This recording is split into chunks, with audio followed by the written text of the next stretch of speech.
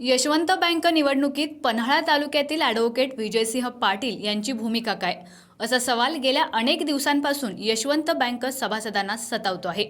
याला आज उत्तर मिळालं असून या निर्णयामुळे श्री राजर्षी शाहू पॅनलला पुन्हा एकदा जोराचा धक्का बसलाय।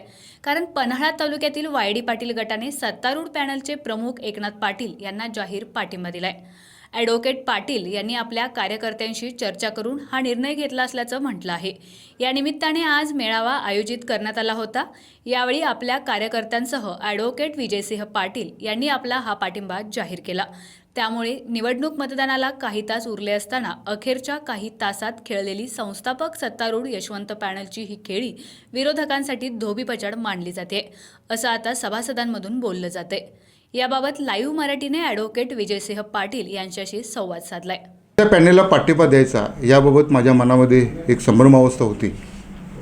तर या संदर्भात आम्ही वायडी पाटील गटांचा पन्हाळा शाहूवाडी आणि करवीरमधील कार्यकर्त्यांचा मंगळवारी मेळावा घेतला होता। आम्ही सर्व वायडी पाटील गटांनी आज आम्ही असा निर्णय घेतलेला आहे की आज आम्ही या ठिकाणी संस्थापक सत्तारूढ यशवंत पॅनेल की जे एकनाथ पाटील साहेबांच्या नेतृत्वाखाली जे पॅनल आज काम जे कार्यरत आहे त्या पॅनेलला आम्ही आज या ठिकाणी जाहीर पाठिंबा देत आहोत।